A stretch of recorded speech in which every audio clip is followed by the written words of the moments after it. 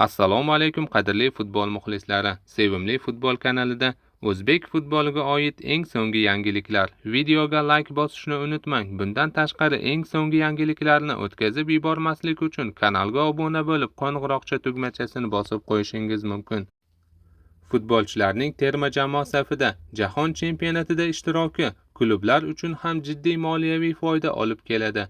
FIFA kompensatsiya dasturi orqali futbolchi Mundialda qatnashgan har bir kun uchun klubiga to'lov amalga oshiriladi.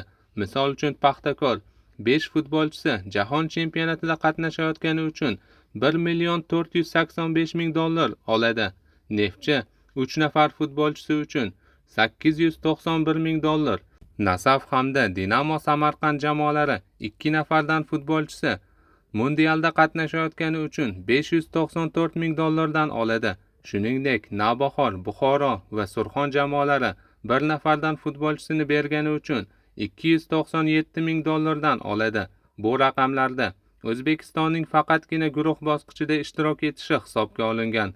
Terma jamoamiz guruhdan chiqib, qancha uzoqqa boradigan bo'lsa, to'lovlar ham shunga qarab oshirib boriladi.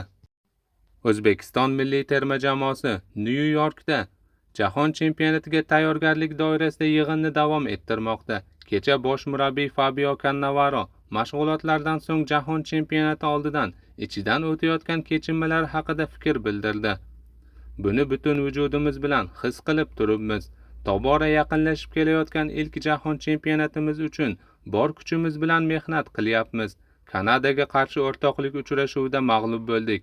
Biroq maydonda munosib kurashdik va foydalana olmagan ko'plab vaziyatlarni yaratdik. Endi esa o'zimiz haqimizda, ayniqsa bu yo'lning qayerda turganimiz borasida ko'p narsani ko'rsatib beradigan navbatdagi sinovga tayyormiz. Dushanba kuni Niderlandiyaga qarshi bahsda eng yuqori darajadagi futbolchilarga qarshi o'z kuchimizni sinab ko'ramiz. Buyuk orzular aynan shunday bosqichma-bosqich, kichik qadamlar bilan bunyod etiladi, dedi Fabio Cannavaro. 2006-yilda O'zbekiston milliy terma jamoasini boshqargan rossiyalik sobiq murabbiy Valeriy Nepomniachtchi O'zbekiston milliy terma jamoasining 2026-yilgi Jahon chempionatidagi ishtirokini baholab o'z fikrlari bilan o'rtoqlashdi. Menimcha, O'zbekiston terma jamoasi katta natijaga erishishi qiyin, biroq ular surpriz taqdim etishi kimnidir qiyin ahvolga solib qo'yishi mumkin. Jamoaning guruhdan chiqishiga shubham bor. Menimcha keyingi bosqichga Portugaliya va Kolumbiya terma jamoalari yo'l oladi, dedi Valeriy Nepomniachtchi. Ma'lumot uchun O'zbekiston milliy terma jamoasi K guruhidan o'rin olgan bo'lib, Portugaliya, Kolumbiya va Kongo Demokratik Respublikasi terma jamoalariga qarshi bahs olib boradi. 2026-yilgi Jahon chempionati 11-iyundan 19-iyulga qadar Amerika Qo'shma Shtatlari, Kanada va Meksikada bo'lib o'tadi.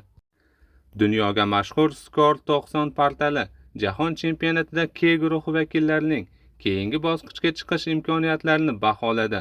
Hamyurtlarimizga e'tibor biroz pastroq, lekin umidimiz ancha katta.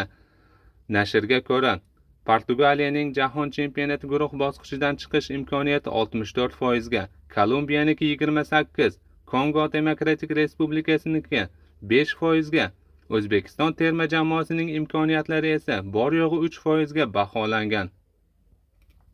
Hozircha sizga yetkazmoqchi bo'lgan xabarlarimiz shulardan iborat edi. Bizdan uzoqlashmang, ko'rishguncha salomat bo'ling.